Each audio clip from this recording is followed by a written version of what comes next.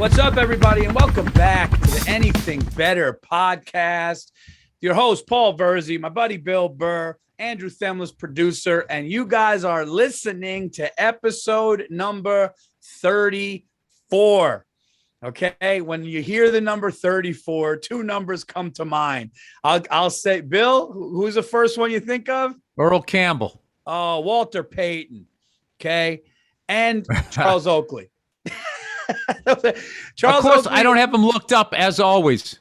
No. Charles Oakley and Walter Payton are the first two I think of. And obviously, yeah, Earl Campbell's a great one. 34 is a rare one too, man. It's David not Ortiz. What? All right, David Ortiz. Here we go. What's that? David Ortiz. David Ortiz. There's a great one. The Yankee killer, Paul. He did kill us. Oh, I was going to say, I was waiting for you to go. Oh, dude, you know how many times I was in the fucking yard when fucking Mike Messina gave him he fucking jacked one to right field? Shaquille O'Neal, number 34. Yeah, but I'm not counting that one. He's 32. Come on. He was 34 on the Lakers. 32 in the Lakers was Magic Johnson, Paul. Right. No, I know. I guess. I always think of him 32 with the Magic, but I guess. I don't like when guys change it. You know, it's like some reason my fucking internet sucks this week, man. All right, we'll get the NFL guys first. Sling and Sammy Baugh. Dorsett must have worn in Denver. Earl Campbell. Walter Payton. Oh, what's his face? Who's the running back? Thomas for the Bills. Thurman Thomas. Yep, that's a great one. No, Dorsett never wore 34. This is just, they said Campbell, Harris, Payton, Perry, and Thomas. So it's Earl Campbell. Harris, I'm thinking Cliff Harris. I know that's not him. Walter Payton, Refrigerator Perry, Thomas. I don't know. Bad week for my internet, Paul. Let's just talk until my internet runs out here. Okay. My internet's going to run out, man. Well, one thing that I want to do right off the bat, I have to do this, is I need to thank everybody who came out to my special. And it is behind me, everybody. It is behind me. Okay. It was a great night. Thank you all for coming out. I cannot wait for everybody to see it. And I heard you smashed. It was amazing. I heard you crushed. It was an amazing night, man. It was. Soda Kenny said it was over the top. It was a special night, and we did it. You know, I heard the first one was so good, they didn't think you could top the second one. And what does Paul Virzi do? He delivers. Dude, my agent goes, he goes, I might have been the best first taping of a special event. He goes, I can't believe how the first one was. He's like, now go out and just have fun. You did it. And then everybody said, and I felt like I topped it at the second one. And my wife was going, watch what he does on this one. Watch what he does on this one. But no, everybody, it was amazing time. I cannot wait. Hopefully we could get a holiday release, something like that. I will let you guys know, but thank you all. It means so much to get that done. And yeah, now I get to live life for a couple of years and get fucking work on a new one. Yeah, it's like you build. Although a you house. have to look at the edit. I hate looking at the edit. We got to sit there. I want to like nothing to do with it. You know what it is? Like people. Hey, Paul, here's an hour of you. Let's look at yourself for a fucking hour. We build a house and then we let a wrecking ball come in. A fucking wrecking ball. What movie? They're gonna need a wrecking ball to get me a Wolf of Wall Street. I'm not leaving. Oh, I was thinking of Burgess Meredith. I love when he goes, I'm not leaving. Rock, this guy is a wrecking machine. And then he goes, I'm not fucking leaving. And I go, yeah. And he goes, they're going to need a fucking wrecking ball. They're going to need the National Guard. No, you build a house, you knock it down, and now it's time to build another one. So, and I'm coming out to LA to hang By the way, when the head of your sales force gives a speech like that, that means he's leaving for Miami that night. We ain't going anywhere. They're going to have to drag me out of that office kicking and screaming because I'm here for you. Oh, that's so. This is still America, isn't it? That guy is gone. I know, He's but going right to Teterboro, Paul. It's a private jet with your bonus money, and you're never seeing him again. But you would be psyched to hear that, though. I would, dude, if I was ever at a job and my boss just came out and he gives a speech and he just goes, they're going to need a fucking wrecking ball, dude. I'd be like, yes. I would be. Can I tell a quick story? I worked for a mortgage company that was very large in the mid 2000s, and they had these sales summits. And instead of the next year saying, were they too big to fail? It was a little different than that, but yeah, it was sort of. But they ended up failing. But the CEO, instead of saying like, yeah, they funded $1 billion worth of loans this year, instead of saying we're going to go to 2 next year, he said he goes, fuck it, we're going to 5. Like, he set this crazy expectation. Everybody went nuts. And I think like 6 months later, that was a wrap. Wow. And they're just going nuts because all they want to do is make money. Just on the way out, yeah. It's like we're gonna make my fellow countrymen $5 billion in debt. We're gonna put them $5 billion in debt. Yeah. On overpriced houses. Dude, I told you what those fucking cunts did to me? No. I had water damage post 2008, and I went to my insurance company. They paid the claim, which I couldn't believe. So they send the check, and the check's made out to me and my mortgage company. And I had to sign it over to them because they wanted to make sure I was going to use the money to fix the fucking house, because they fucked people so bad in houses. They were so upside down in houses that people were just keeping the money. It was pointless to fix up something that they were never going to make money on, so they'd go buy a car or have a keg party. Oh, my God, I laid into them. I go, hey, I'm not the one that screwed it. That's my money. Yeah.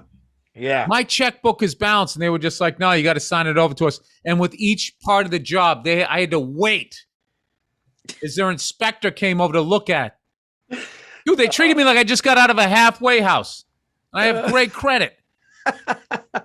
Yo, how you doing out there, Bill? Huh? How was your week? You find a job yet? I mean, that's how they were talking to me. Jesus. Dude, that's what that movie Boiler Room was about. That guy in Boiler Room, he was in Long Island. And what he did is he was a chop shop. And he had all these young brokers. And they were selling fucking bogus shit. And the fucking FBI raided it. That's that movie where he goes, yeah, you see this? And he put his keys down. And he goes, yeah, it's a Ferrari or something. What's up? And then he goes, that was a good speech by Ben Affleck. He goes, anybody who says money's the root of all evil doesn't fucking have any. Right. And, I was working in sales and we were door to door phone, cable, internet when that movie was popular. And our boss came in after seeing that movie, and he was a young kid from Boston. He didn't know what the fuck he was doing. And he put his keys on the thing and he goes, you see this? He goes, the BMW, what's up? It was like a leased 3. It was like all of us could afford it. Like it was literally. And also half of you probably already saw the movie. Yeah. Going like, what is this guy doing? No, we all saw the movie, and he like scratched the table with it like this. Then he goes, see this? BMW, what's up? And he slid it down, and then we saw it. It was, like I said, it was a 3 series. And I think there was like a deal where if you leased it at that point, it was probably like $329 a month. Yeah, but they do that shit. My brother was in sales. He told me the guy came in one time. He goes, he's doing this whole rah, rah, rah speech. He goes, oh, yeah, by the way, that Crown Vic out front, yeah, that's mine. You have like a Buick or a Crown Vic, and it's just like, you mean that old man car? Dude, how addicted to cigars am I that I just said Crown Vic, and now I want to go smoke a cigar? I know. I got to take a sabbatical, Paul. I have smoked so many goddamn cigars. I didn't smoke any in March, any in April. I got 3 weeks into fucking May. And fucking dude, Bobby Kelly comes to town with his fucking CIA brief. He should have a handcuff to his fucking wrist. Oh no, wait! I gave him cigars. I used him as my apologies to Bobby. I used him as an excuse to come off the wagon, Paul, and I haven't stopped. I don't know how you guys. I'm not even kidding, man. Maybe it's because I've taken such a step back with them. But if I have one, I need like 3 days to get I don't know how you guys, like now guys can just, I know guys that'll go like 2 a day every day. What the fuck are you talking about, Paul? I know. I don't know what happened. You know what happened. What happened? No, I mean, I know what happened. You've lived you're like a guy who quit doing heroin going, I don't get how you can stand in the corner nodding off to fucking heroin. Paul, you were the fucking guy I know. that always wanted another one. I know. That always wanted another one. I know. I was a tour. You would You were always a say this. triathlete, Paul. You did threes. That's what happens with me. I burn out the vice. That's why You I'm wear not even. people out, Paul. People love you, and then you go too hard. I'm just doing it now because that's what I do. My problem is I quit everything else. So when I get like fucking stressed out, rather than dealing with my emotion or going for a walk or playing drums or something, it's so much easier to grab a cold can of root beer and go sit out on my porch. Dude, the other night I called you up. We smoked a virtual stick. Dude, is there anything better? You know what's in funny? a pandemic than a virtual stick with one of your best buddies who just crushed it on his special. I told Stacy, I literally just hung with Burr. I go, the technology shit is nuts. I was like, I was sitting on a couch. He was sitting on his couch. We're sitting there smoking a stick. I had a fucking Joe. I had to take a little Johnny Blue. I had to have a splash. Bill had his root beer. I had it. And we just, dude, it was literally like we were hanging, man. It was really good. But yeah, I can't, dude, I don't know how guys, I know guys that smoke 3 a day, big ones, bats. All right, you know how to smoke 3 in a day. You just don't know how to consistently do it. I don't know how they do it either. No, yeah, consistently I can't do it. I listen, if me and you were at a tailgate and the game's at 1 and we've been out there, we're smoking one before the game, we're smoking one after, all that. But these guys like every day are just, I actually want to buy an old car, Paul, and not fix it up. And that's, fix up the engine and everything and keep the up top just shitty. And then when I want to just go out and drive around smoking a cigar, just sacrifice one vehicle. And now I got one for you. You're cruising around town. Okay. You're in LA. It's a beautiful day. Like all the days you got your cruiser to smoke in. What music is Bill Burr listening to while he's lighting that beautiful fucking stick? Because listen, I look at it like this. You can't go rock with the cigar. You can't go rock, but you also can't go. I also think you can't go like even hip hop. I'm thinking. No, it's too aggressive. Motown? Makes you want to go to the gym. Motown. Motown's a great one. Dude, Motown with a stick. Great one. Motown, that's a good one. I was going to go. Andrew wrote down jazz. Two on the nose for me. Stan Getz, Yeah. Like 2 on the nose. I'll show you. What would I listen? If I was driving, if I was sitting down, Motown would be great. If I was driving, let's see the one I got. I downloaded some crazy shit. I would probably listen to this one right here. Is it playing? Ah, you cunt. Ah, you motherfucker. What is it? No, not even that. No, that's too fast.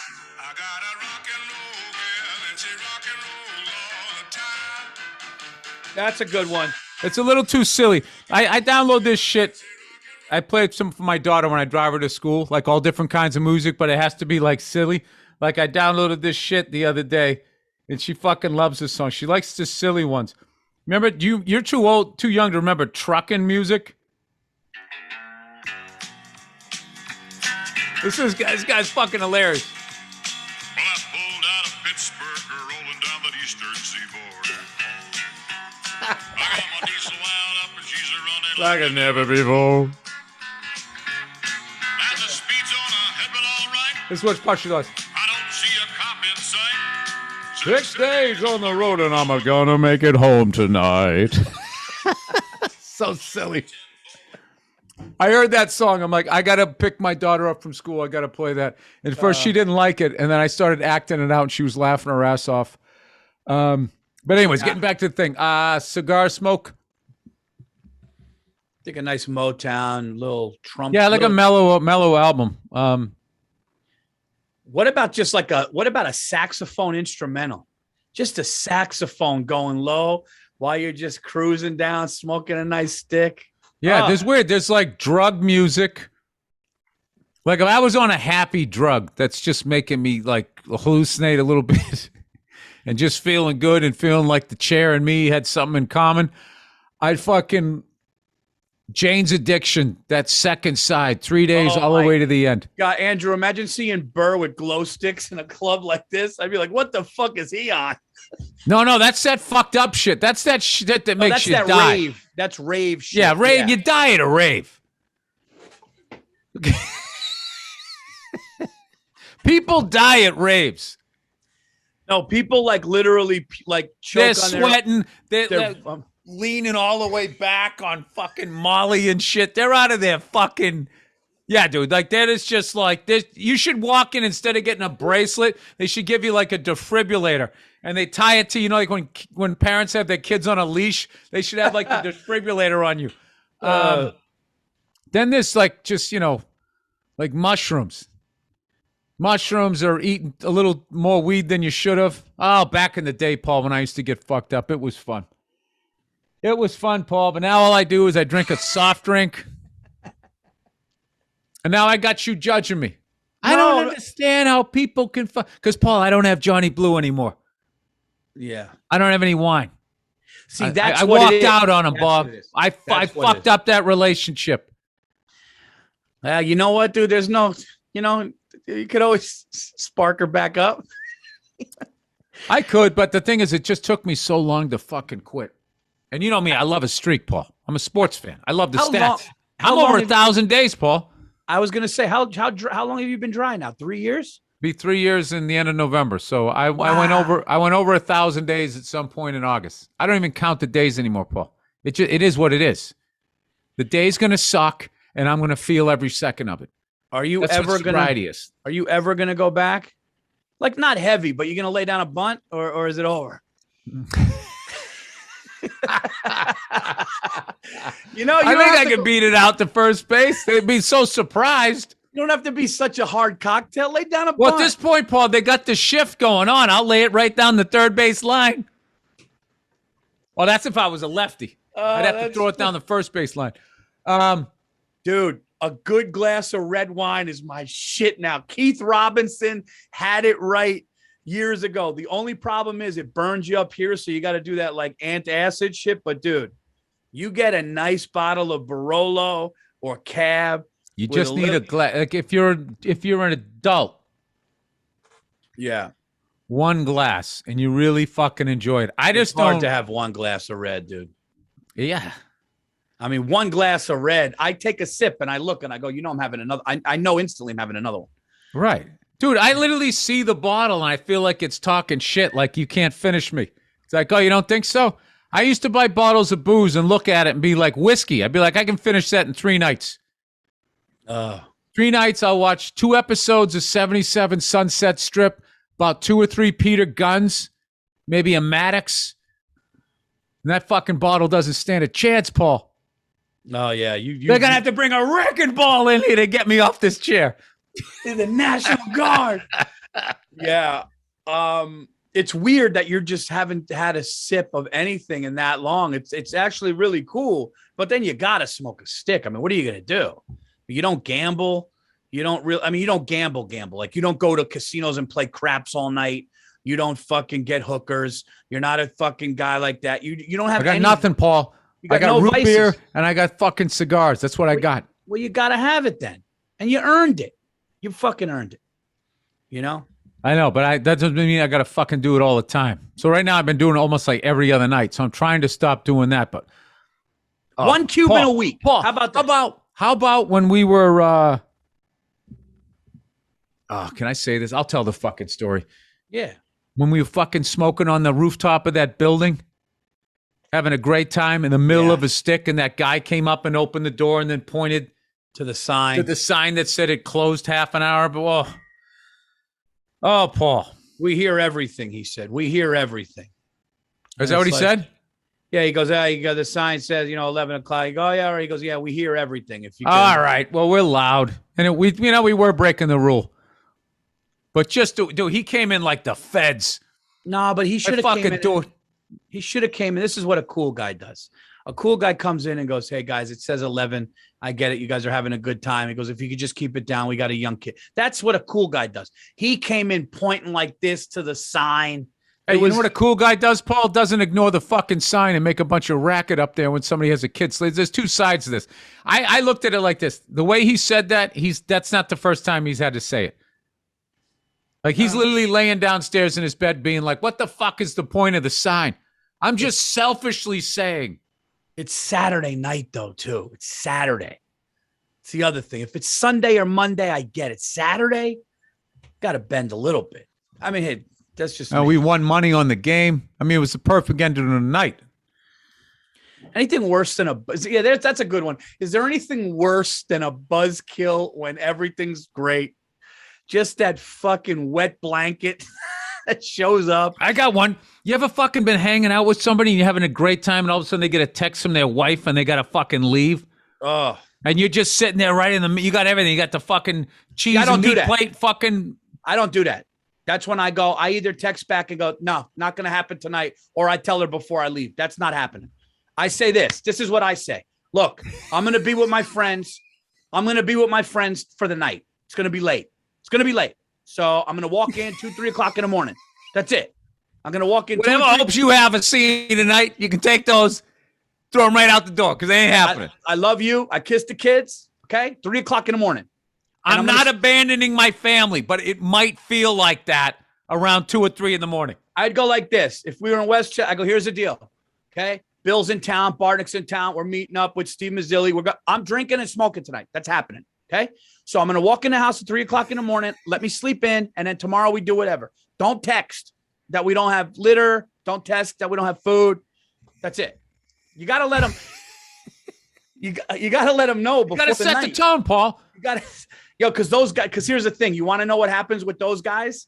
I'm telling you, this is it. The guys that get the text and have to leave, those guys didn't set the expectations. They go like, oh, I'm stopping by Mike's for a second. I'll be back. Like, he makes her think there's a chance that that's not all for his night.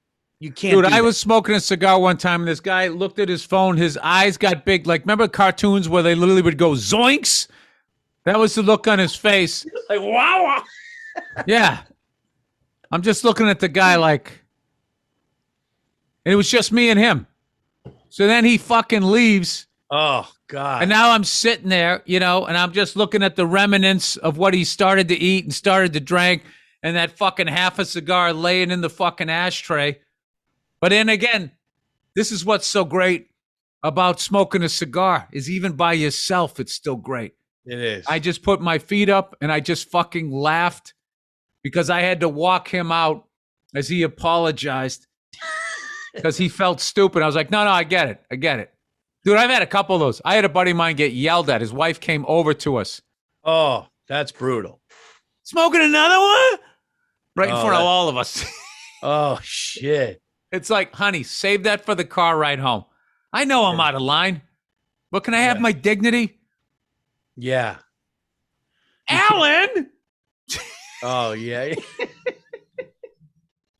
No, what Stacy will do. You just once want to see the guy be like, what? I know. What Stacy would do is give a look. If my wife was ever mad at me, if she would just kind of she'd give the look where I knew the car ride was going to suck, but I'm staying in it. I'm staying in it. Oh, sometimes you got to take a loss. Listen, I'm staying in the pocket, Bill. I'm letting the linebacker blitz. I'm staying in the pocket. I'm not scrambling. That's right. You got to go Steve Grogan. You got to wait till that receiver is open, regardless of who's coming up the gut right in your face. You're putting the neck brace on that game. I tell you, one of my buddies, I had a lot of friends that were in sales back when I lived in Massachusetts, and one of them had this fucking sales manager. He said one time his wife came in, Judy, and she was cracking all these jokes, and he was trying to get the meeting going. This guy was like 65, lifelong smoker, and he had a cigarette hanging from his lip, and she's like, hey, making all these jokes, and he's got his lighter, takes a cigar. And takes a cigarette out of his mouth. He just goes, hey, Judy, screw. She laughed and she left and he lit up inside. Wow. Yeah, old days, Paul. I was at some dude's Judy, house. Screw. I was at some dude's house and it got uncomfortable. I was at this dude's house one time and we're sitting there and like we were trying to figure something out. And his wife came in and was like, why don't you do this? Why don't you do that? And he just was like, we're talking. Just, and she just was like, yeah, that can go either way. I was like, we're talking. And like, she was cool about it. She was like, okay. Like she didn't want to overstep, but it was just kind of like, okay. And you know, when you're like at their property, so you're just eating like, I don't know. Hey, how about those Giants? You guys lived here long or? Yeah, and in your head, you're just thinking like, that's how you guys talk to each other. Is anything worse than knowing you're in trouble? I remember me and my buddy stayed out overnight. I don't think I told my mom. You know, like kind of when I passed out on your couch and my wife, hey, history repeats itself, Bill. And I remember we're laying in bed. We just passed out. Me and my buddy, we passed out in this king size bed. We're laying, and all of a sudden we hear like answering machine go, dude. Yes, just want to let you know, Mike, Paul Virzi's mother is looking for him. She seemed really upset. And I'm laying in bed hungover hearing this. And I was just like, I'm going to finish sleeping. Like, I'm in for it anyway. Let me just get some rest. Oh, you didn't let her know you are? I would have called up and said, listen, I'm really hungover. I'm sorry. Yell at me later. Goodbye. Just let her know you're all right. When I heard like Paul Virzi's mother's, no, she knew I was all right. Just didn't know where I was or where I stayed. But she talked to the mother of my buddy, so knew that I was okay. But I just didn't call, and she was pissed, dude. And I heard that, and I was just like, I remember when I got arrested for drinking and driving. My dad bailed me out of jail like 3, 4 o'clock in the morning. He fucking got me up like 90 minutes later because they wake up early. At like 6:30. He's like, Bill, I think you should go downstairs and tell your mother what happened. I'm like, oh, Jesus Christ. Like, you already haven't? And I had to go downstairs. And I was like, still hammered. He's like, Mom, I got arrested for drinking and driving. She just had this look in her face like, oh, such disappointment. And then I got driving gloves. I got driving gloves for Christmas. It was the 80s. I swear to God. With the holes over the knuckles? Those are hysterical. Which was stupid because I was driving an 83 Ford Ranger 4-cylinder. They bought you like it really a Ferrari just felt kit. like one of those, we got to get him something. Hey, driving gloves. He's got a car. He drives. Get him these fucking things. Oh, my God, dude. 80s gifts were the best. 80s gifts were the fucking best. Life was simple. No technology. Oh my God, dude. There was a lot of technology, just what they don't have now. Everything like your childhood always like the reason why the 80s seems great too is because you were a kid and you didn't have any responsibility. There was a lot of horrible things going on. That's like I look at the 70s. I romanticize the 70s. It was like you had the Watergate, the gas crisis, the end of the Vietnam War. I'm not a historian, but a lot of bad shit. Everybody got assassinated in the 60s. Really kind of sent a message that unless you steer the ship in the direction they want to go, conveniently a lone gunman will come out of nowhere and take you out. So, but I was looking at it like I had a paper route and I was collecting football cards. So I was looking at it like, oh God, the 70s were great. Yeah. Reruns of Sanford and Son. Assassinations are done now, dude. Can't really, the only way you could do assassinations is through like bioweapons or other things. But the days of a guy running up with a gun, it's just. What are you talking? That just happened in Haiti. Yeah, but I mean here. Last year. You mean here? I meant here. Yeah, I meant here. Well, you don't really need to do it anymore. Yeah. You can just make up some shit on the internet. Yeah. Yeah, all you need is a couple of comics to be like, oh my God, did you hear it? He dead? And that's it. That you could take out a president. Dude, how bad would JFK get fucking Me Too'd nowadays? Oh my God. Rest his soul, dude. Jeez. He said, can I see your pussy? And we were in the fucking pool. Yeah, Clinton. I mean, a lot of guys. I love when George Carlin called him Clinton. Is that what he called him? George Carlin, you never said. He goes, I don't call him Clinton. He goes, I call him Clinton. Yeah, that guy was an animal, man. Fucking animal. This is what doesn't make sense to me about liberals is they still love that guy. You know what's, dude? He got. They still love that guy because he does blue tie shit. while they're sitting there trying to get rid of fucking creeps. That guy was like a creep's creep. Yeah, there's something about that. Like, again, right when I thought of him, you know who I thought of? Sneaky Pete. Every time I think of Sneaky Pete Carroll. Dude, Pete Carroll, I'm telling you right now, man. What is your thing with Pete Carroll? Because he would sell you down a fucking river, dude. I know it. I don't think that he's really done anything that most big time college coaches haven't done. What I think it is about him is he looks so innocent and he's in good shape. He's got the full head of hair. You're kind of hating on the guy. I think he would sing like a fucking canary if you guys robbed the bank and he got called in and they said, listen, Pete, we're going to give you a deal here, dude. You're going to get 18 months as opposed to 20 years. You got to tell me who you were with and what happened.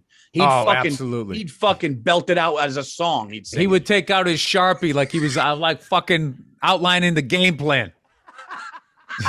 All right, here's what happened. Bill came around the back. That's fucking great. No, Clinton just has that. Clinton just has that slippery. All right, Bruce Arians. Is that his name for Tampa? Yeah. All right. He would hang in there, and they would just let him get hungry. And then eventually they'd be like, hey, man, you getting hungry? Well, we can make this easier if you just give us a name. Oh, that's great. We got an Arby's right around the corner. That's fucking great. Who else? Let's go. Then he'd be thinking about how they have the meats. He'd start sweating under that Kango hat, and that would be it. He'd sell you out. I'll tell you what. I think Bill Belichick. He wouldn't say a fucking word. Fucking mouth shut. Tom Coughlin would keep his mouth shut. Tom Coughlin and Belichick were just old school. They would just go. Mike Ditka wouldn't say shit. He'd fucking try to headbutt somebody just for asking the question. Ditka would be chewing his gum. I don't know what you're talking about. Jerry Glanville would sell you out in a second. Big time. Before the deal was even on the table. It's like, buddy, you're still looking at 20 years. You might want to talk to your lawyer before you give us this information. Bum Phillips wouldn't have said anything. I got one for you. What is Chuck this? Noll would have, but because it was right. And then he would say, I don't want the deal. Andy Reid. What do you think? All do Andy Reid. Which one is he again? Are you serious? Oh, for KC? Yeah, and those fat guys, man, they get hungry too quick. They roll on you. You get that guy a Sausage King after about fucking hour and a half. You start eating that in front of him. Yeah, just a Philly cheesesteak. Oh my God, the peppers and onions are perfect on this thing. You start talking to the other cop about the food, he rolls. Oh my God, dude, you just reminded me of that fucking Tony Rock joke. By the way, one of the most underrated comics, Tony Rock. He goes, I'm watching the first 48. And he goes, the guy's sitting there going, fuck that, man. I ain't telling you shit, man. I ain't telling you fucking shit. And the cop goes, you want a cigarette, man? He goes, all right. Tony Rock is a beast. I remember Charlie Murphy, rest his soul, said the amount of guys sitting in jail because of a quarter pounder with cheese. He said he'd make them get hungry, and they didn't know to ask for a lawyer. Because I watched that first 48. Now, that's the first thing I learned. I learned all you got to say is, am I being charged with anything? If I am, I want a lawyer. If not, I want to leave. That's when they shut the cameras off, Paul. They shut the cameras off, and they give you a couple. That's a tactic of dirty cops. There was a whole thing called, like, people that confessed that didn't do it. These fucking guys kept them in. They confessed, and they didn't do it. What they did is, they kept them in there for 11 hours, and dudes were going, dude, I got to go home. You keep asking me the same question. I'm tired. He goes, no, you're going to go home. You're going to go home. And it's like, is there a chance, though, that you were, and they give one thing. These fucking dummies don't realize to just say, call my lawyer. You can't hold me here, and get up and leave. It's brutal, man. They told one woman. McDonald's should talk about, people have gone to jail over how good these sandwiches are. Modern finance, everybody. Are NFTs here for the long haul? Which cryptocurrency is a fad? How does decentralized finance work? Modern Finance Podcast, hosted by Kevin Rose, looks to answer these questions and many more about the investment marketplace. Modern Finance is a crypto show for the novice and expert alike. Their mission is to, demystify crypto and the world of NFT without dumbing it down. I got that one good. I love what is this? Yeah, I haven't seen the word demystify. True Venture Partners, Kevin Rose interviews top tech experts, entrepreneurs exploring modern finance tools and helping others understand crypto, NFTs, and even traditional finance hacks. Modern Finance offers 2 shows on a single podcast feed, one weekly called Consensus. Episodes explore weekly news and distills into digestible information, and then deeper interviews with individual crypto founders and NFT artists. 10 years ago, some people called cryptocurrency a scam. 5 years ago, people thought it was a fad. Now it's already $1 trillion market and growing. The Modern Finance Podcast helps you make sense of all the coins, NFTs, and chaos. Now it is time to equip yourself with the knowledge of where things are going. The financial landscape is harder than ever to navigate, but why is this yellow, Andrew? I can't see it. Because it's supposed to be important. You're supposed to be nailing this. Okay, hold on. The financial landscape is harder than ever to navigate, but you don't have to do it alone. Download and subscribe to Modern Finance wherever you listen to podcasts. That's Modern Finance wherever you listen to podcasts. They should have said the financial landscape is harder to navigate than ever. Instead of saying harder than ever to navigate. And by the way, dude, demystify, I would have said stiffy. I've never seen that word written ever. Dude, when I saw demystify, I was like, just go with it and see if it comes out right. No, but you said, what is this? That's what you said first. Like you had to stop for a second, regroup, and try to get some momentum to run over it. All right, let's watch me get tripped up on this one. All right, Raycons, everybody. You know, there's so much going on in the world. Whether it's stuff you're excited about, give an example. Well, you know what? I tried to recreate the Boston, Massachusetts steak and cheese on my flat top grill the other day. I did it, and everybody loved it. It tastes delicious. Paul, I had the onions and peppers going on. You would have loved this. This isn't like the Philly cheesesteak. This is the one where you got you fucking dice it up. Or stuff you'd rather not think about. Oh, I'd rather not think about everybody treating those Haitians horribly. You know, the president got assassinated. They had an earthquake, you know? Like we have bottomless buckets of fucking Coca-Cola. You can't let them come by and go to a 7-Eleven. I don't understand it. You can't always control the vibes out there, man, but you can always control the vibes in your head with a pair of Raycon wireless earbuds in your ears. Personalized experience. I put these things in. I would put these things in just to feel how good they feel. I don't even need to listen to music, Paul. It's amazing. It's like putting on a new pair of socks. You know, that makes your feet feel energized. My favorite. It's the greatest thing ever. These are like brand new pair of socks, but for your ears. Talking points. Whether you use them to pump up, wind down, work, or work out, Raycons are my go-to for on-the-go audio. I'm finally going to get rid of my giant, worn-out Bose when I go to the gym. And the new everyday earbuds look, feel, and sound better than ever with an improved rubber oil look and feel and optimized gel tips for the perfect inner fit. They should make socks like that, Paul. They are an impressive, it's like an insert for your sneaker, but for your ears. We get it, Bill. You put it in your ears. You get 3 new sound profiles to make sure everything you listen to sounds its best with just the right amount of bass. Pure mode, great for podcast listening, blues, instrumental, etc. They got balance mode, bass mode, whatever the hell you're into. There's also an all-new awareness mode for when you need to listen to your surroundings instead. Paul, that's when you're listening to your favorite jam walking through a dark parking lot late at night. Raycons after 8 hours of playtime and Raycons offer 8 hours of playtime and have a 32-hour battery life. 8 hours, Paul. You can fly across the country in 5.5. There's also a built-in mic, and you can take calls on your earbuds at the press of a button. Raycons start at half the price of other premium audio brands. Apple! But they sound just as good, and Raycons comes with a 45-day happiness guaranteed. Oh, my God, I should give those to my wife. Right now, I would offset her happiness with this product with my behavior. Right now, anything better.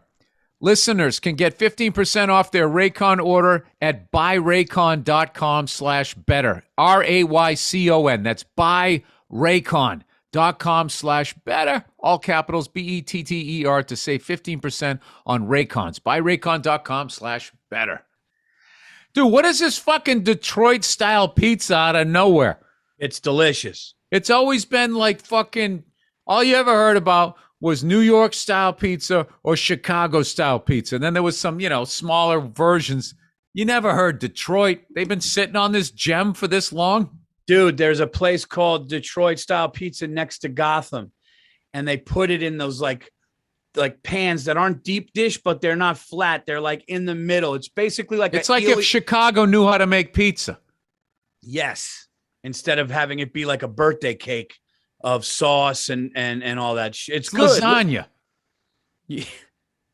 Yeah. I've had Chicago pizza that was thin, that was good. But the ones that are like Chicago this, pizza, it's like a calzone without the fucking dough around it. remember we were in Chicago and that guy walked up and goes, "Hey guys," and he just threw hundreds of dollars on the table and wanted to sit there.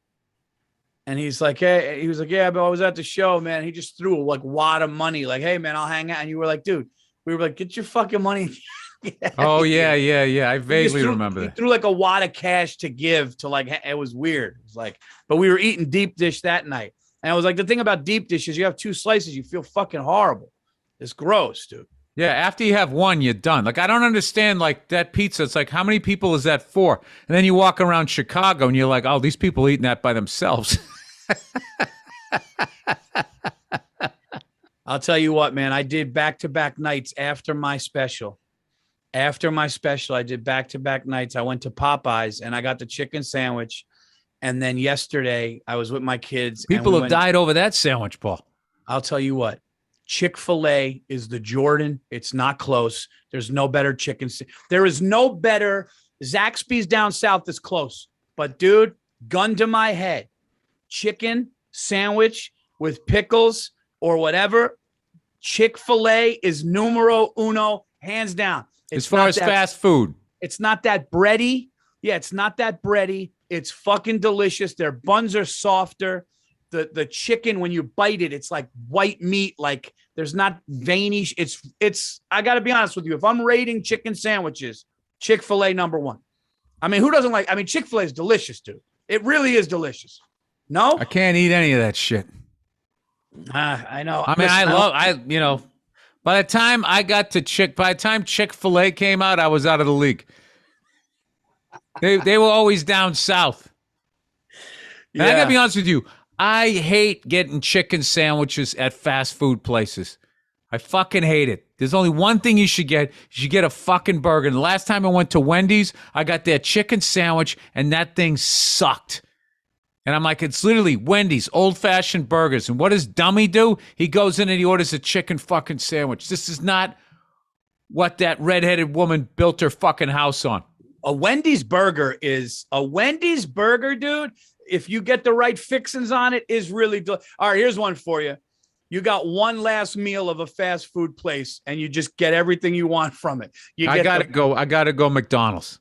That's because I grew up eating the shit. I grew up eating the shit. Gets me sick, dude. I can't. It gets literally. Hey, who's dying here? Me or you? No. I'm saying this is my death, Paul, and I'm gonna fucking live it the way I want to. Okay. I don't know how you like it though. So you're gonna fucking bitch at me like as I'm fucking on my last meal? Can't believe you're gonna be dead in 5 minutes and you're eating that. You're dying, Bill. You should have went Wendy's. I'll tell you what. Mouthful of food. Can I just have this? Can I just have this in fucking a little piece? Jesus, Virzi. I'll tell you what. I go Whopper over Big Mac. Andrew, Whopper over Big Mac. I was never really impressed with either, to be honest with you. The hipster. No, he came in a little pretentious, Andrew. No, I can't even answer. They're not trying to impress you. They're trying to nourish you with their fake meat. I've never had either, to be honest. I've had a Big Mac. I've never had a Whopper. I'll tell you right now, the Big Mac stinks. Yeah. The Big Mac fucking stinks. It's always stunk. And I remember they used to have those fucking 99-cent fucking things, and I'd come in there shit-faced and be like, all right, let me get a couple of Whoppers. The fucking thing, it's just terrible. It's all fucking bread and that soury sauce. It sucks. A Whopper's good. It's too big. I'd rather go a Whopper Junior. Yeah, but after that, the quarter pounder with cheese, the double cheeseburger, McDonald's French fries, Coke versus Pepsi, Wendy's, Oh, you get me hungry, Bill. I know, Pon. I feel like we're doing fucking Sal and Joe's fucking podcast right now. Let them talk about the food. Well, those guys, they'll fuck it, dude. That's the fun. By the way, check that podcast out. They screamed at each other over things that I was crying, laughing. They'd scream over ketchup or something like. Do you know what it's like? It's like when Skip Bayless and that dude from the Broncos. It's like if they did it, rather than yelling about football, they're yelling about food. He literally one time he goes, "Mustard's fucking what's wrong with you?" And I was like, "These guys are going in." Yeah, I don't know. So I got one for you, Bill. Sophia, another goal yesterday in a scrimmage. She In waited. hockey, dude. She's waited, a sniper. She waited in the middle, and she wasn't really being active. And then all of a sudden, the thing came across the middle. She skated up to it, boom, right down Broadway, right through the thing. And I was just like, whoa. Paul, we got to get you good with your terminology here. Whoa. Right down Broadway, right through the thing. Was it between the goaltender's legs? No, it was like right in the middle of the goal. So I'm sorry, I fucked it up. Where was the goaltender? There was out of position. Yeah, the goal was open when she hit it because the goaltender was coming up on the side. Open net, buried it. Yeah, just like saw it, came across, boom. I mean, she's 9 years old. I'm sitting there, I'm like the dad. Stacy wasn't there. I'm looking around like a lunatic. It's like a scrimmage. I don't care, man. There's all different holes. It's like 1, 2, 3, 4. Between the legs is 5 hole. Every hockey fan only knows 5 hole. I've looked at the diagram a million times. I forget where it is. And now they have like between the arm, between like the fucking glove and the blocker or whatever, or the blocker in the body. I can't keep up with it. That's awesome though, man. Yeah, that she's doing that. I got a good dad moment. Last night, my son was going to bed, right? So my wife brings him down. She's holding for me to kiss him goodnight. And he leans all the way out with his arms out. And I'm thinking he wants to be picked up. And I went to go pick him up. And he still was squeezing his legs around my wife. So I couldn't take him. And I realized he's like a hugger. Gave me a hug. Oh. Gave me a hug. Laid his head like on the side of my head and my shoulder. And I kind of went back. And I was like, oh my God. I said some noise like that. And he had his pacifier. And he smiled at me. Oh. Like, yeah, that's right. That's how I do it. And then he grabbed his big sippy cup. He's ready to go to bed. Kid is the best. Oh, it's the best, dude. Oh, it's the best. Dude, if he's not hugging you, he's trying to destroy something. He's just the best of both worlds. That's it. That's what you want. Well-balanced. Well-balanced kid. He's got a heart, but, you mess with him, he's going to fuck you up. I don't want to talk shit for him. I'm just saying. He would choke you out in a UFC fight and then help you up. He's already the man I wish I was.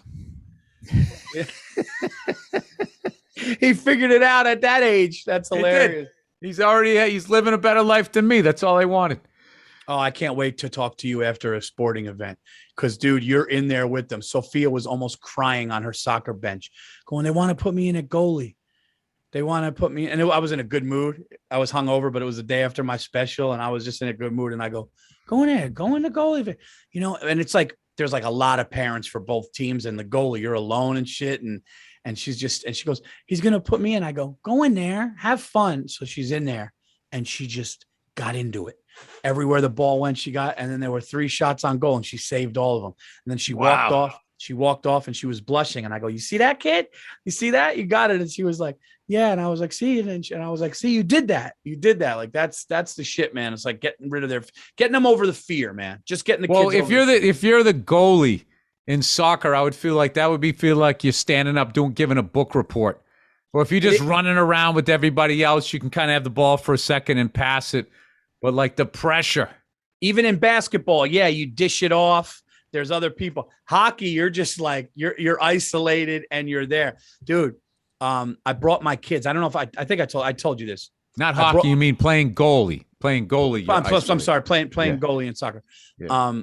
I brought my kids to my special, the first one. I told Stacy, I said, I want the kids with me on the first one. I just want them to be there.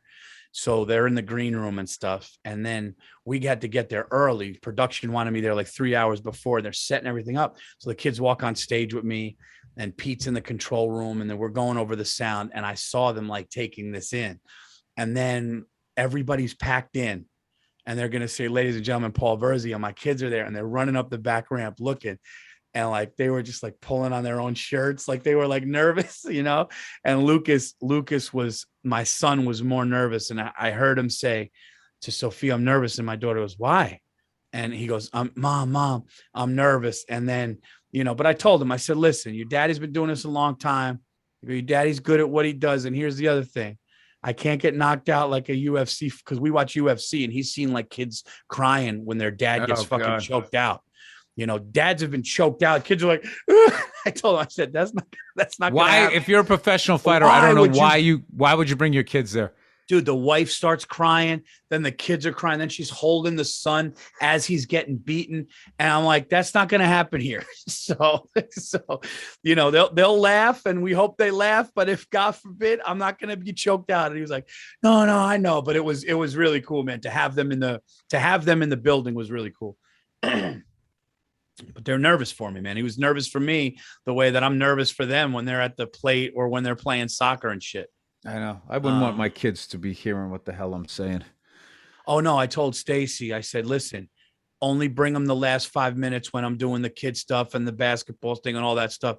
And one of the comics goes, one of the guys who opened for me, he goes, no, it's all right. He's talking about this now. So the kids came out, and right when they came out, I think I said something like, dude, me and my wife were having sex the other night, and my wife just grabbed him by the head and just ran out of the room. And I was like, hey, you shouldn't have fucking brought him there.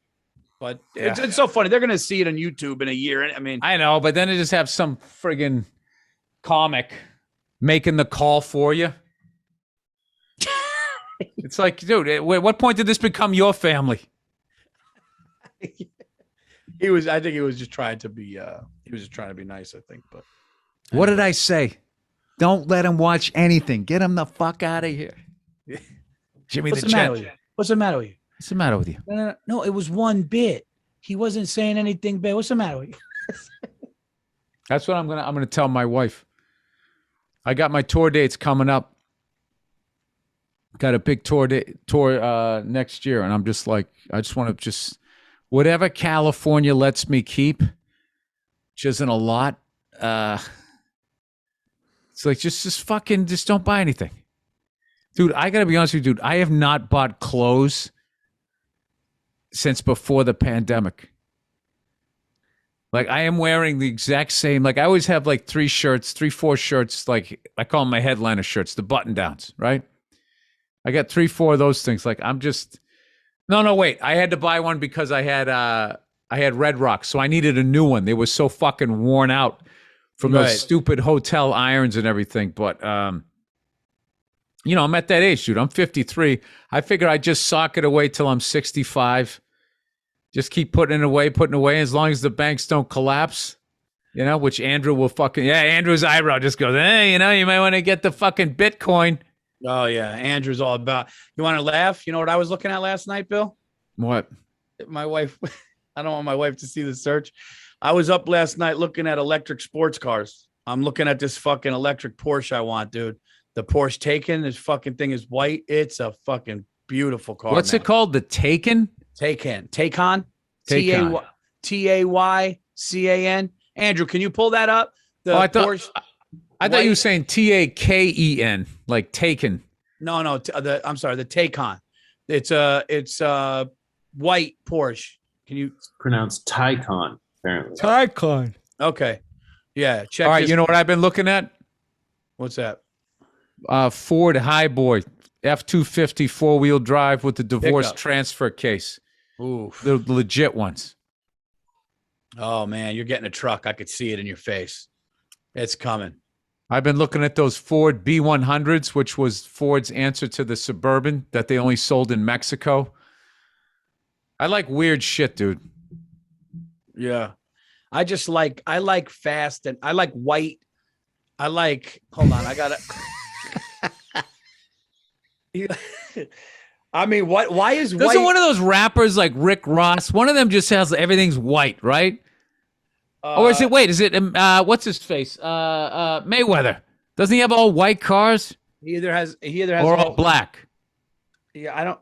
Look at this thing, Bill. You're gonna be like that, Paul, when you make your money. You can barely see it. Yeah. All right. I'll have to look that up later. It's a little blurry. I get it. It's a Porsche and it's electric. It's got to be blindingly. Dude, they got a truck now that just came out, Paul. It goes 0 to 60 in 3 point something seconds, which means if you were towing a boat, I'm like, can it still do it in like 8 seconds? It's fucking scary. That's like being on a fucking roller coaster, man. That's like ridiculous. Well, when I was a kid, the only thing that went that fast was a motorcycle. Like back in the day when I was a kid, if something got into the high fours or 0 to 60 in 5 seconds was fast. I drove as my far buddy, as like a car on the street. The fastest thing that I've ever been in. I drove my buddy's Tesla, and dude, I was on the highway, and he goes, just punch it, dude, and just see like. And I just got out of the way of other cars, and I punched it. I went from like 65 to like 104 it was just out, and you could feel the car like push down to the ground, and it was like I was on rails. Unbelievable car, man. Tesla's unbelievably fast. Yeah. Well, it's the motors. It's instant torque right to the wheels. Yeah. There's no powertrain, no none of that bullshit that, because I never understood that when I watched those gearheads. It'd be like 700 horsepower, 660 at the wheels. Like you'll just lose horsepower or whatever. I never understood it. I was actually on looking up videos of fucking transmissions. That's how weird I am, Paul. Like I swear to God, if I had the free time, I would take a fucking automotive class on how to rebuild the transmission. It's one of the most fascinating things I've ever fucking seen in my life. That and a differential. Like if you look inside of a differential, what they had to figure out how to take all of that torque, right? Turn it 90 degrees to the wheels. And then they had to make sure that when you go around a turn, it's like track. One person has to run less steps than the other. The wheel on the outside has to turn more than the one on the inside, or one of them would just be getting dragged as you went around. So they had to come up with this gear. Looks like it's tumbling inside of it so they could turn independently. Wow. Yeah. So that's why when somebody comes, I saw your stand-up set. Dude, you're brilliant. It's like, hey, easy. Easy. I didn't have to figure out how to make 700 horsepower go 90 degrees and turn wheels independently. When I start fucking doing shit like that. Oh, dude, I got to tell you this. Look, we got a game here, a flight simulation game. And it's really like they have the exact airport, the exact approach, taking off. You have the controllers. And it's for the new Xbox Series X. And like Lucas was like, what airport do you like? JFK's exact.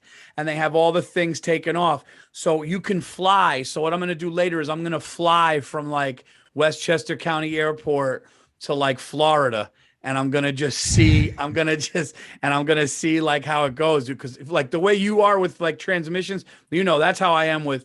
I still can't wrap my head around the fact that I could be in LA in 5.5 hours on an airplane. That's my fascination. I can't believe it, man. Flight is insane to me, dude. Taking 200 people with all their shit, all their bags, all that weight, all that fuel, and putting TVs on there. And somehow it flies. Yeah, I don't get that. I look at that with a boat. When I look at a fucking cruise ship, that's the thing that I look like. How does that float? And I get it, they got like the fucking, enough mass spread out. I get when I'm in a pool, if I'm like this, I go under, but if I spread it out, I get buoyancy. But it's like there's a fucking pool on that thing. You've already started to sink the ship. What about an aircraft carrier? Fucking landing a plane, landing an F-16 11 on an. That's like and you have like you can't fuck that up. I got one for you. You've ever seen when the guys land the helicopters on a pad and the boat's going like this and the whole pad's like. No, but I've seen planes and shit go off of the side and it sucked. Like I've seen that. Yeah, like that's a bad day. That would be called a bad day, Paul. That's fucked up, dude. Having to do that, man. No, when you land, I guess on the aircraft carrier, when you come in, you land. You then immediately go full power in case your hook missed that fucking extension cord you're supposed to catch when you land on the thing. That's insane to me. I can't imagine the whiplash. And that cord stops it? Yeah, because you couldn't have a ship as long the length of runway that something like that would need to come to a stop. Using its whatever reverse engines and its brakes would just be like it'd be from here to fucking Milwaukee. What's funny is you'd have to have a ship like 3/4 of a mile long. I used to think that when the plane longer than that. What am I talking about? Those fucking runways are like a couple miles long. Which ones are? Not the ones when like the jumbo jets take off. It's like you wouldn't know. You look and it's like, yeah, man, that's like, I forget what they are. Because helicopters, I never have to think about that because we can just stop and set down. But I remember when I was down in Long Beach, there's a runway 30. I forget how long that thing was. And I was like, wait a minute, that's like a mile? It's a mile and a half? He's like, yeah. It's just when you see the plane land, it's just going so fast.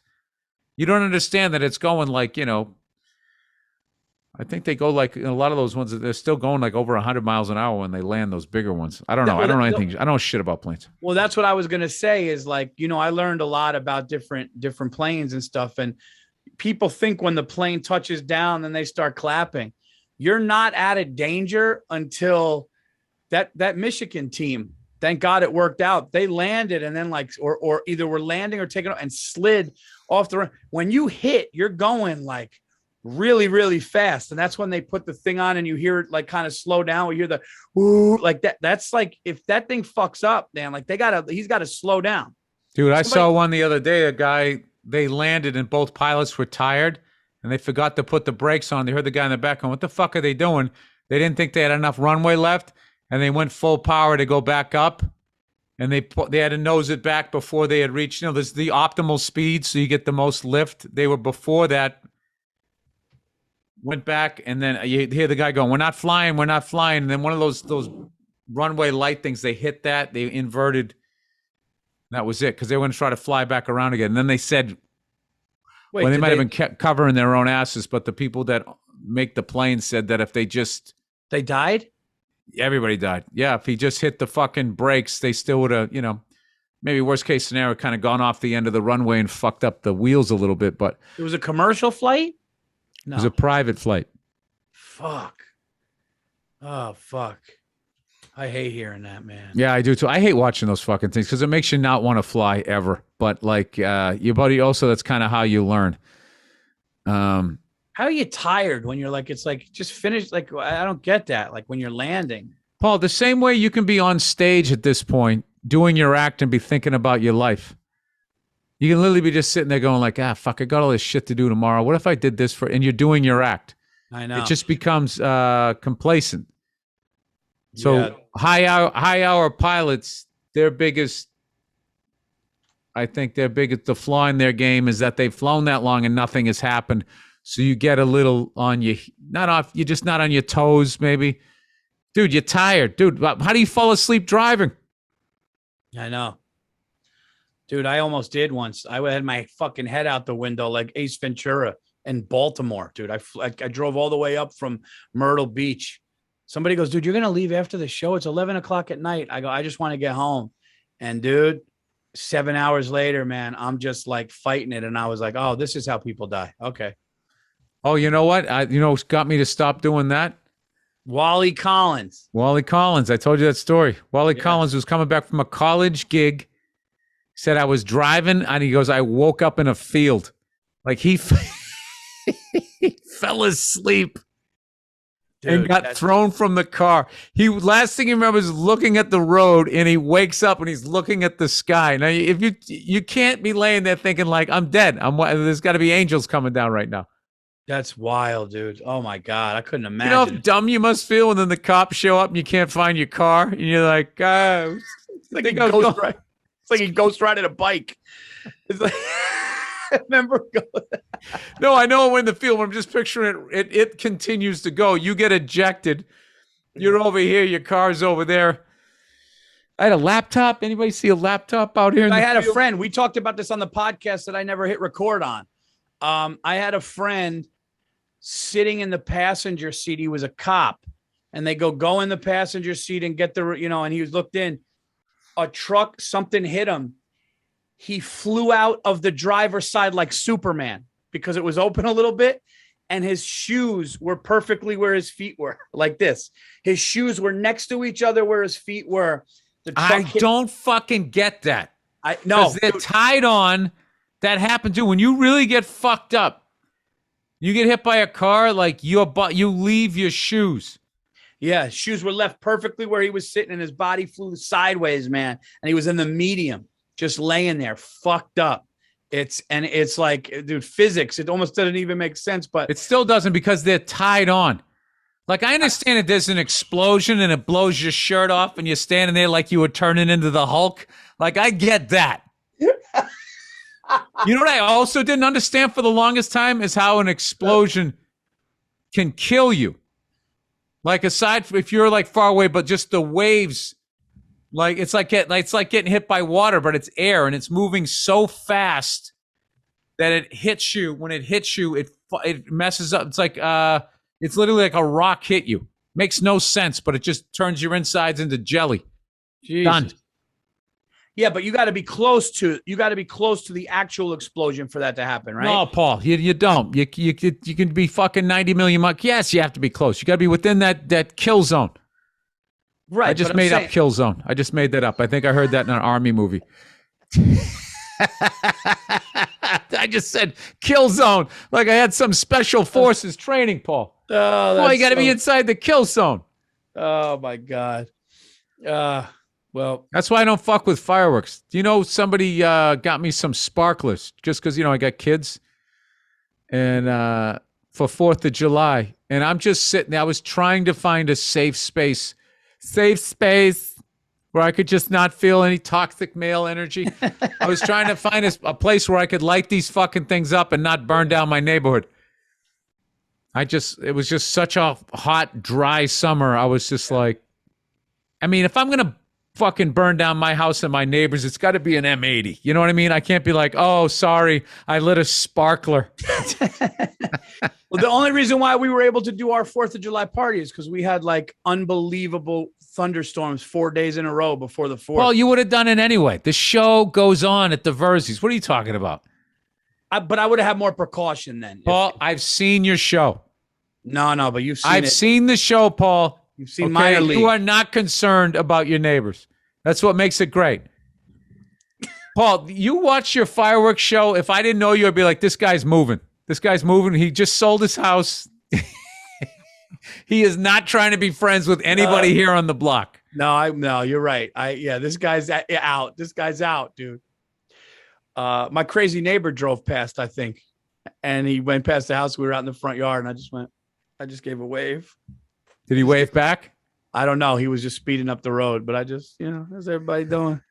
Dude, I'd stay away from that guy. Yeah, no, I have been, but but we all wave. Like I'm in one of those neighborhoods where everybody does this. Like you ever just walk your dog, you don't know the person coming up. Yeah. You just go, hey, how you doing, everybody? Everybody good? Hey, that's it. So when cars come up, sometimes people go like that. So I just wave at everybody, but I get a little kick out of it when it's him. Do you know? I noticed when you're at when you're picking your kid up at school and there's a circle of parents talking, and you want to get credit for saying hello, you got to do the double wave. Like, all right, guys, see ya. You got to do this.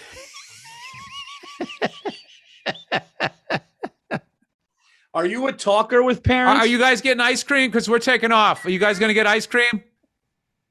You going over here? You going? Okay, all right. Well, maybe tomorrow. Okay, you guys, see ya. That's so funny. I was talking to a hockey mom. Looks even better with all the black background. I was talking to this hockey mom yesterday. She had 2 little boys out there on the ice, and she's like, one is just stubborn, this. And you could just tell she was this strong Irish woman. She's looking at her kids and she's shaking. She's going, if you don't get back, I'm leaving. No, then I'm leaving. And she just was doing the whole threatening thing. And I was just so funny. We were just talking about it. And she's like, yeah, I want them to be able to skate, but I'm not one of those parents that, you know me, Bill, I'm a talker. I'm not one of those people that stands there cold and picks my kid up and ignores everybody. I'm just going like, oh, how old is he? Oh, it's great. I'm one of those. Yeah, I do that. Yeah, you have to. What are you going to do? Stand there and be the cold, weird guy that nobody's, like, I'm a oh, little there's- bit of both. Sometimes I get there. If I've had a day, I can't turn it on. yeah. I'll be like, hey, what's up? What's going on? Yeah. Hey, what's going on with you? Same. But even they can pull me out of it. Yeah. Everything good? How's everything going? Yeah, it's what it is. My wife can't stand it. You know me. You get me talking to a dad about football. I mean, I'll sit there all day. But they won the game twice. We still lost. And the guy goes, oh, tell me about it. Then I go, then forget it. Then I just go on. I was in a restaurant. Like doing the pickup, though. What do you mean? I like doing the pickup. The kids are like this generation of kids, man. They're cool. They're cool kids. They got a lot of I don't know, a lot of different personalities and stuff. I just like seeing, I don't know, just seeing all there's really just a bunch of different vibes. I just felt like when I went to school, there was the popular kids, the kids in the middle, the nerds, and the burnouts. And there was like 4 groups. Now it just seems like there's like everybody's sort of like, I don't know. Maybe it's because I'm an adult and I can see like all different types of personalities, but it just seemed like there was 4 boxes. They just jammed you into them. All right, you're going to do drugs someday. You're going to be a scientist, and this guy's going to be a superstar, and the rest of you guys are going to applaud. That's it. Those were your options. I loved everybody. Like I had friends that were nerds. I had friends that were jocks. I was friends with a couple of the burnouts. This is really self-serving, Paul. No, You're just a man of the people. I get it. No, I was never like, I'm not talking to that group. Oh, the mayor. Oh, Paul Virzi comes to town. Little sash around him. I talk to everybody. I get it. Shake hands with 2 hands. There's you one. Had a convertible. You had a convertible. You rode to high school in a convertible, sitting with your feet on the back seat, just waving to people as you came in. Never trust a man who shakes your hand with both hands, unless there's real love there. No, that's a great one. That's a great one. Another one too. Never fucking trust someone who meets you and does one of those dojo bows. Oh, I haven't had that once. Oh yeah. One of the biggest joke thieves I ever met in my fucking life. Wow. He had the reputation before I ever met him, and I met him, and he called me Mr. Burr. He went like this, and I was like, all right, I'm losing 20 minutes tonight. Oh, that's just a weird greeting. Who does that? That's horrible. Yeah. Like it was his comedy sensei. Yeah. That's about. We should let the younger listeners know some things. Yeah. If somebody you just met shakes your hand with 2 hands, don't trust them. If somebody bows to you, don't trust them. Here's one my brother had. Anybody who stands with their feet at 10 and 2 is a fucking moron. That's a great. Every time we used to fuck around. We used to go like to kill a day. We would go out and take test drive cars. We'd come in and just say that we were rich and our parents were we're both going to college. We say we were twins just to fuck with them. And we would say, yeah, we're going to college, and they want to tell us to come down and pick out a car. So they'd let us take anything. So this guy's trying to sell us. And I remember at one point, now I'm trying not to laugh because my brother would get him so fucking excited. When the guy looked away, he elbowed me and he pointed down at the guy's feet, and he had these worn out fucking brown shoes and they were pointed like that. And I had to just fucking walk away. Oh, that's great. Here's one. Anybody who says one of 2 things. Anybody who goes, are you calling me a liar? They're lying.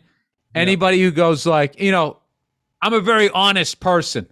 They're a lying piece of shit. Anybody who does that fucking, they're like selling themselves. Yeah.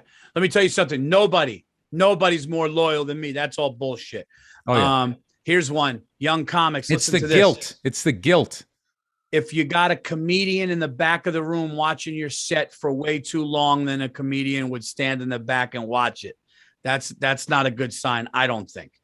What about when they come out smiling and their eyes are like busy?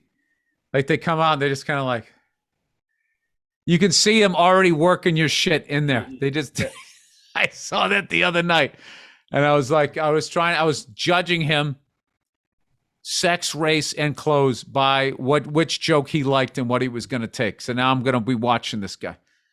Yeah. I know you're not supposed to do that, but Paul, these are jokes. I have to, I got to have my defenses up. No, of course. Like if I saw you, Paul, I would be like, all right, this guy likes family jokes. Did I do any jokes about food? He looks Italian. I would. Oh, you do that. You really size them up on all their shit. Well, I know if you're doing that, I'm going to take some of your shit smile. Then I got to break you down as a person to see what's going to fit into the act that I think that you do. Wow. Okay. That's you go heavier than I thought. You go into it. Yeah. And it's not even happening. Just paranoid. Yeah. No, I don't like, there are certain people that I don't like. And I don't like comics that go up and go, hey dude, you should really do this and that. And they're just, you could tell who a scumbag comic is. You know what was a move back in the day? What? Was the host would go on stage and start riffing about, well, do you hear what he said about the fucking bagels? Because that's true when you have the bagel thing. And then they would start fucking riffing on that. Oh, yeah. And then they would take the back end with a little bit of your shit. Yeah.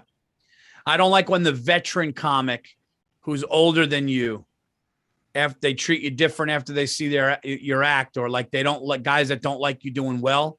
You ever have those guys with egos? You get off stage. The guy you had to watch out for? That guy that had the fucking closet rack in his back seat of his fucking car with the clothes all the way across it. That guy, you're like, I'm never going to see this guy again, and he's taking these jokes to fucking Oklahoma or some run of clubs of some promoter I've never heard of before. Yeah. I had a guy go once. You're funny. You curse a lot, but you'll do okay, but you're funny. And it was just, and I'm like, yeah, I know. You just know. It's that means he had a hard time following you that week, and he's going to talk shit about you when he gets back to New York or LA. I don't want to be around that guy. All right, let's do some shit about the broads. Stuff that they say in a date, and by the time you got experience, you knew that there wasn't going to be a second date. I had one girl go like this to me once. Me and my brother were in Atlantic City having a good time, and she goes, "Are you going to make it back to my barbecue?" And I go, "No." And she goes, my family's really disappointed. My grandmother was coming disappointed. And I literally, as it was going on, I was like, it's over. Like, yeah. It's just, you know what I mean? It's just, you're too early in to say some shit like that. I had one of my first girlfriends told me that, the reason why she was still single, because she was a little older than me, was that a lot of men just couldn't handle her. Oh. So I took the bait, like, I'm going to be the guy that's able to handle you. I didn't realize like that meant that, I'm kind of a cunt.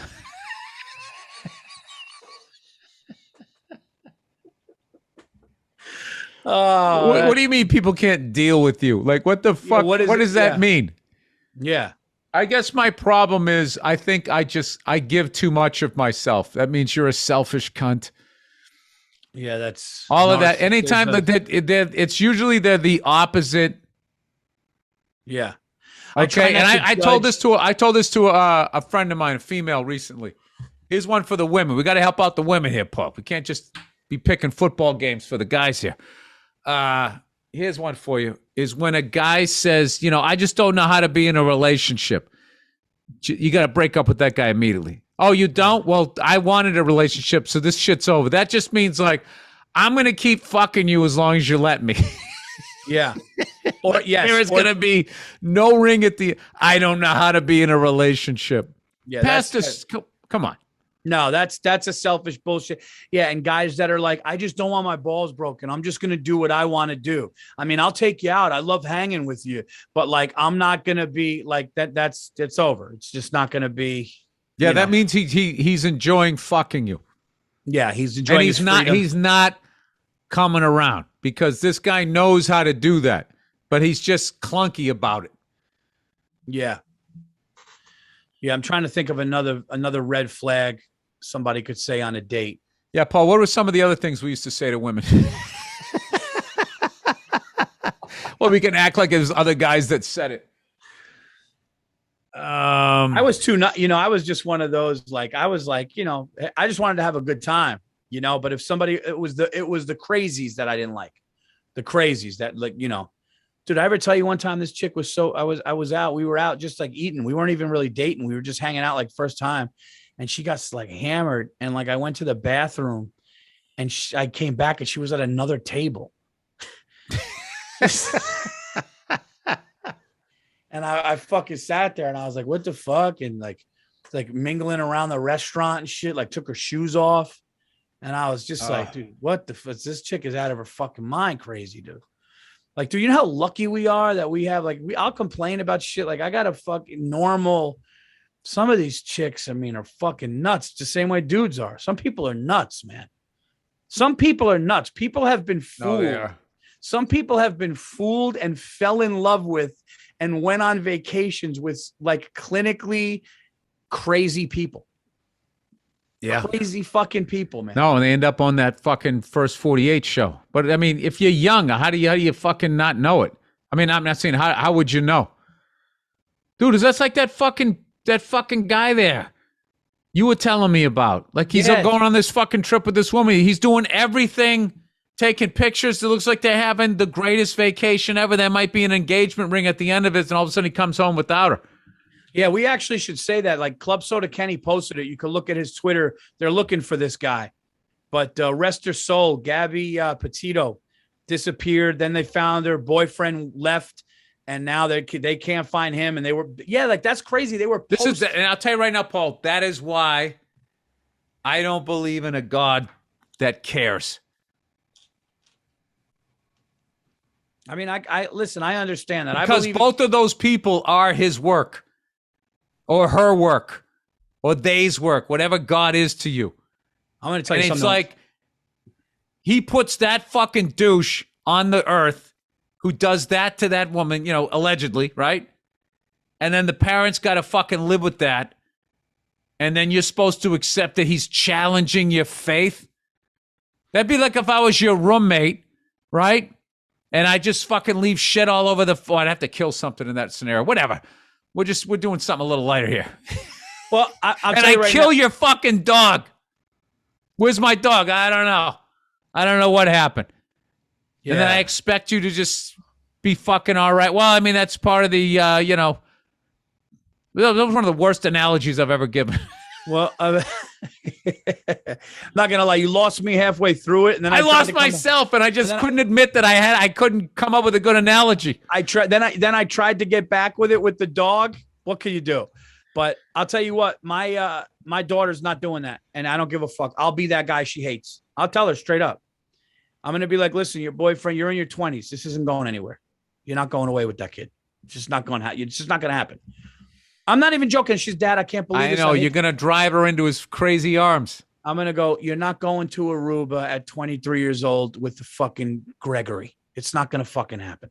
Okay. So, and if she says why, I'm going to say, because the girls your age go out and never come back. That's why it's not going to happen. That's it. That's it. Okay. I'm not going to fucking be the dad who's fucking sitting in front of a camera going, he was a nice guy. We invited him for dinner. Fuck that. Jiu-jitsu, Paul. You got to get her some jiu-jitsu training. Creeps are going to be in close. Every woman should learn it. They should. Have that guy tied up like a fucking pretzel. When the cops get there, she's over there playing Xbox. The creep's over there in the corner. And the one whimpering. Yeah. You know something, dude? I will say this and defend women in the sense that, like, they do put up with shit we don't have to, dude. I saw this woman crossing the street in New York. It was like midnight. I was doing Dangerfields, obviously pre-pandemic, a couple years back. And this group of guys just walked out of a bar drunk. And this girl was like walking by. It was either her and her girlfriend. And all these dudes just turned around, started saying shit, doing stuff. And like, I was just like, fuck, man. Like that was my, like, you just start thinking, man, if that's my daughter, like, yeah. So I want my daughter to learn to fight back. Guys don't understand how uncomfortable they're making women. That would be like you just walked into a prison and all the guys were yelling at you. You know what I mean? Yeah. That terror of walking into that, like you're doing that to them and they're coming out of an Applebee's. At least if you're going into prison, you did some dumb shit. At least you stole a car. You did something.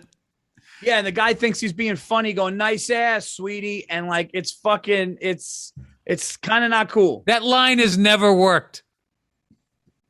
Oh, you think so? Yeah. That works with a woman of a certain age who's insecure about her ass, that's fucking behind her knees. That might work on a 58-year-old. Hey, nice ass, sweetie. Really? Nobody said that to me in 40 years. Take out your schmeckle. I used to have a Now joke. I'm doing Louis' bit from back in the day. I'm gonna take off your trousers. You said he'd get those old broads when he would call phone sex. I'll give you the old 23 skidoo. I remember I had a bit. I never put it in anything, but I said any woman that like reacts positively to a cat call can't be trusted. Yeah, because it's like, how were you raised if a guy's like, nice tits, sweetie, get over here? Then she's on a date with you? Yeah, Oh, man. That's because her dad didn't stick around. Ugh. All right, Paul, we got to wrap this up here. Yes, we do. This has been episode 34, guys. Thank you so much for listening to our podcast, Anything Better. Please like, subscribe, and leave reviews for anything better. And you could get 34, Kevin McHale. How did I forget that? The great Celtic. Woo! Wow. Yeah. We you know what? We're gonna have somebody reach out to us. I blew it saying with we all the missed somebody. Celtics. No, we're gonna have somebody reach out like they do every week. How did you and Bill miss? How did you and Bill miss this guy? It's a fucking. And they're right, travesty. Paul. They're right. Well, you know what? We just do it for fun at the beginning. It's not fucking. What do they want? 134? Hey, Paul, maybe for some people it's not fun in games.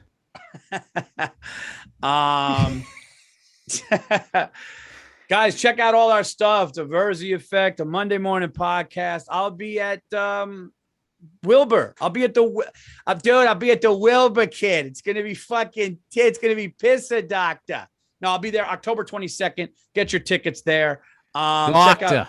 Check out. Oh, dude. Say it's DAW. Daw. Doctor. Doctor. Oh, doctor. There you go. Yeah, You'll doc- work on it, yeah. Nothing is funnier than. I mean, what's funnier than a deep Boston accent? I mean, it's up there with the best of them. I mean, I love it. Oh, Dude, what's there's up, one Doc? that my one of my family members' brother-in-law has the greatest fucking Boston accent. He's New Hampshire, and it almost sounds like he's slurring his words. He's just up. Oh, we were up there in Lake Winnipesaukee, and just dude, it was just fucking killer, man. He just kind of like, he's like, yeah. Stretches it. He stretches it. It sounds like a motorboat halfway across the lake. Yeah, when he's talking. And I was trying to like pick up on it, going like, now there's the accent. If you had an acting gig, rather than doing the hacky Boston accent that I do, like if you could get that one down, because there's subsets of it, just like New York. There's harder versions. There's the Long Island version, the Brooklyn version of it. Back, before everything just everybody became everybody with the internet. You know what I mean? When you were just sort of subjected to the little pod of people that you were in. It was all these different ones. All right, let's not talk dialects, Paul. Let's wrap this up. Sorry. Let's wrap this puppy up. All right, guys. Well, next week we'll be back. Hope you enjoy it. Enjoy our football picks this week. I hope you enjoyed that. Week 3 going in. And me and Bill got to get out of that. We got to get close to that 500 mark, everybody. That's what we're going to do. We're on the hot seat, Paul. We're on the hot seat. So until next week, we're out of here, guys. Talk to you soon.